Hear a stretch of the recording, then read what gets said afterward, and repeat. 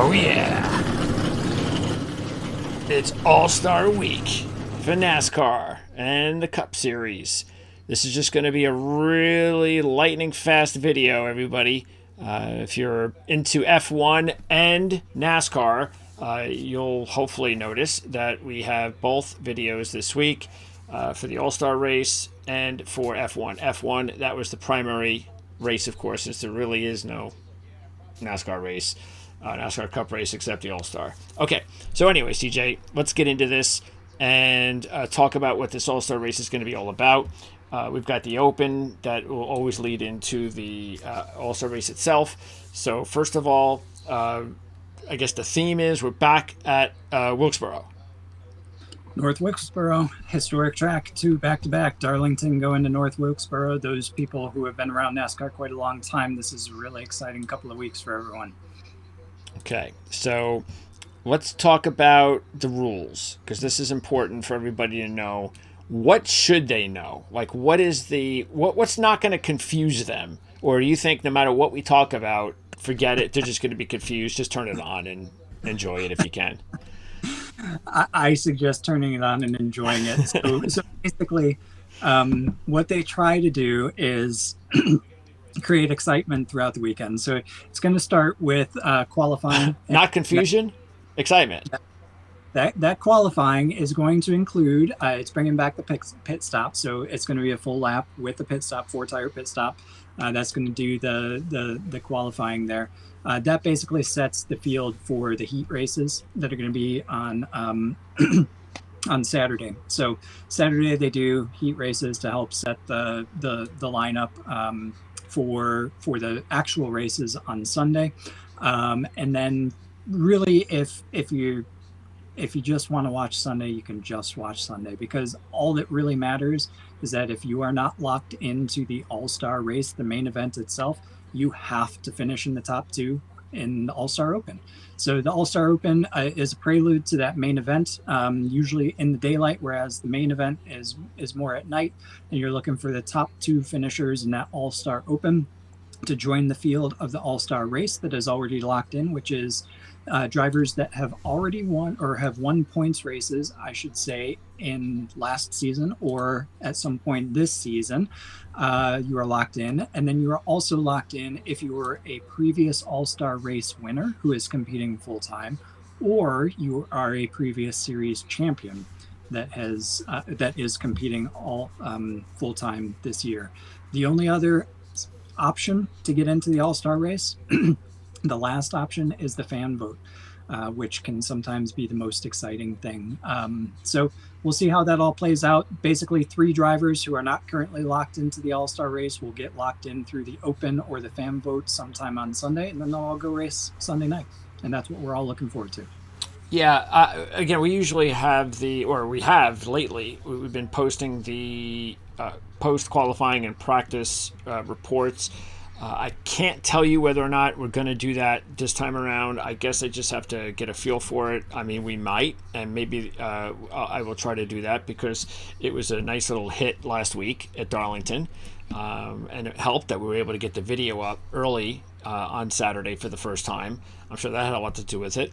But yeah, just a quick one. As you were mentioning, on Saturday we're qualifying. Because actually there's a pit crew challenge too, right? Is there?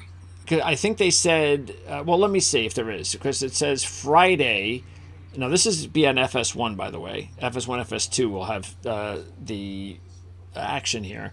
Let's see. It says on Friday there will be 3 laps with, at the end of the second lap, a 4-tire pit stop.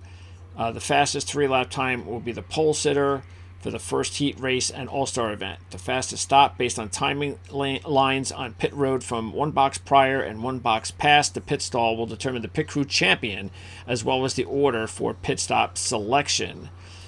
And it does say, let's see, it does say, where is it? Yeah, and this is also Friday, a little earlier than that, actually. It says open qualifying. Well, that's open qualifying. So open qualifying is going to be about almost an hour before Cup qualifying. It just says Cup qualifying / pit crew challenge, but I don't see anything for pit crew challenge, so I have no idea. That is, as I read the fine print and all the easy things that NASCAR puts out for all its casual fans to be able to quickly pick it all up. Within the fine print, it does say that the pit crew challenge is that stop on the qualifying lap. Okay. So the bonus of the real, so the qualifying for everybody, starts, gives you the lineup for the heat races, but one person and one pit crew, whoever gets that fastest time gets the pole for the all-star race. So they are locked into the pole regardless of what they do in those heat races on Saturday. The heat races on Saturday will set the positions for the inside and outside rows of where folks start. Okay. So basically, you have qualifying Friday and then a heat format Saturday, Correct. and then the race on Sunday.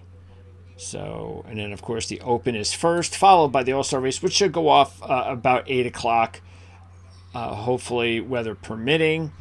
And taking a look at the odds, where are they? Okay, let's pop them up. Oh, let's get rid of the logo. Where are we?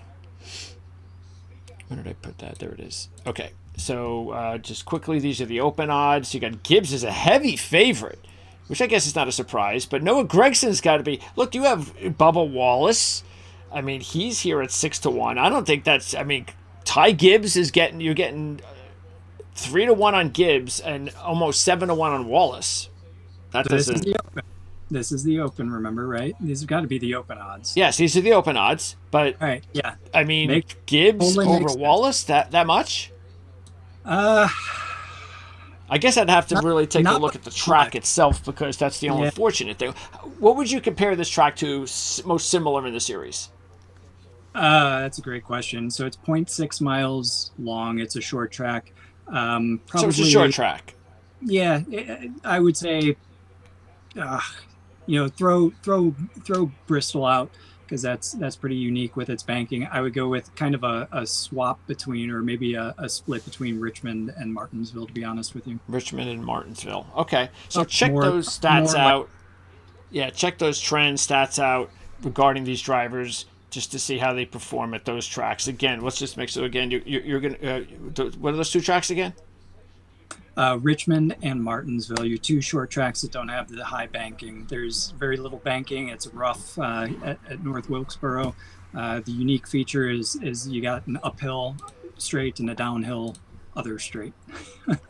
Okay, and last year it was pretty. It was pretty. It was a dominating performance, right? It wasn't very exciting.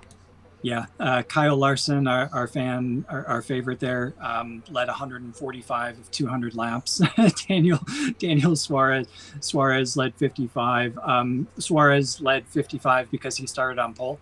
Larson got out, made a couple passes. There was some battle here and there, but ended up getting in front through those pit stops and just drove away from the field. And remember last year as well, we also saw that was the first time that they used the gridded treaded tire, because the track was damp. So the All-Star race is a place to try out new stuff, and Goodyear is bringing a softer compound dry tire to the race weekend. So teams will have the option of going on that. It will have higher wear, but it'll have also higher grip for a shorter time. So maybe it'll help spice things up a little bit. And maybe it won't. So yeah, like Just very interestingly enough, there were two drivers that led in the All-Star race. That was Larson and Suarez. Then in the Open race, there were three drivers that led. Justin Haley led one lap. Josh Berry and Ty Gibbs led 46 and 53 respectively. And Josh Berry was the winner. Josh Berry was the winner. Okay, and he drove a Chevy, so keep that in mind. And the fan vote went to Noah Gragson last year. Absolutely. So for what that's worth, we'll see whether or not he needs that again. But I'll try to have as much additional information that I can give you when we talk. And again, I'm presuming I'll have a report of some kind on Saturday. No, Friday? or Saturday? What would you think would be the day that I would probably come on and do something? Do I really need to come on and talk about the heats on Saturday, or is that probably what I should do? Wait, actually, what are the times? Did we get the times for those heats? I was gonna say, if you do that, you're gonna be waiting pretty late. Oh, screw that then. So we'll do it on Friday or Saturday morning. Friday after qualifying, yeah. Yeah. So we'll probably do something like that, and this way it'll give us some time to kind of take a look at what's happening, and as far as Friday is concerned, and give you a little bit of a heads up what to keep an eye on as far as the race is concerned. So yeah, Kyle Larson. By the way, right here, Bubba Wallace finished second last year. Did you know that? I did. Did you say it? Maybe I didn't hear you. And not. Isn't this a reason for Bubba Wallace to be a good pick in the Open? Yeah, we didn't complete that conversation. No. I think Gibbs should still be the favorite. I agree, but not by as much. No. So I think Wallace should be closer. Completely agree. But Noah Gragson, we've talked about as well, has been very much on a tear. So I'd like to see all three of them a little bit closer together. Alex Bowman, I mean, for crying out loud, you've got a Hendrick driver that's not automatically qualified in the All-Star race. He's very likely to be in that top two as well. So it's going to be very hard to choose among these, but I do think Ty Gibbs is a favorite. I'd probably put Noah Gragson and Bubba Wallace on equal terms. And I bet you Alex Bowman to advance is probably negative odds. And then the odds here for the All-Star race, you got Hamlin. Wow, wait, what? This doesn't make any sense. How is Kyle Larson of all weeks not the favorite? He is not practicing. So remember, he is doing the split between Indy 500 and the Coke 600. So Kevin Harvick is going to be driving his car and setting his car up in practice. So Larson you're getting a bonus in Larson, quite honestly, because he's not going to have the practice time with the rest of the guys. So would you think that would be something that you would want to take advantage of? Would you rather have Larson at 100%. 9-1 without the practice? 100%. He dominated this race last year. He can race anything on any surface, on any track. If you're going to get Larson 9-1, take it. I agree. Take it while you got it. Absolutely. So there you go. That's our preview of the All-Star race coming up. And then next week will be a huge week because we're going to talk F1, Indy 500, and the Coke 600. And we'll put it all in one show, and then I'll split it up, and you could decide exactly when you want to, or what specific. If you just are just into one series, you could just watch one video. So that'll be next week. We'll have a lot to go over, and don't forget to check out, if you're an F1 fan, check out later this week. Well, first of all, we got the other video that we just recorded, so you can watch that. That's on the channel, and also come back on Friday because we'll have a link that will make sure that we post in the main description area, and you can just click on that, and it'll go to CJ's report of the race, the race in Italy, the F1 race. So you can check that out, and then I will also post it in the description on either Friday or Saturday when I do the practice report for NASCAR. So CJ, good to talk to you again. And as always, we'll talk to you next week. Next week's the big one. Sounds good. Looking forward to it.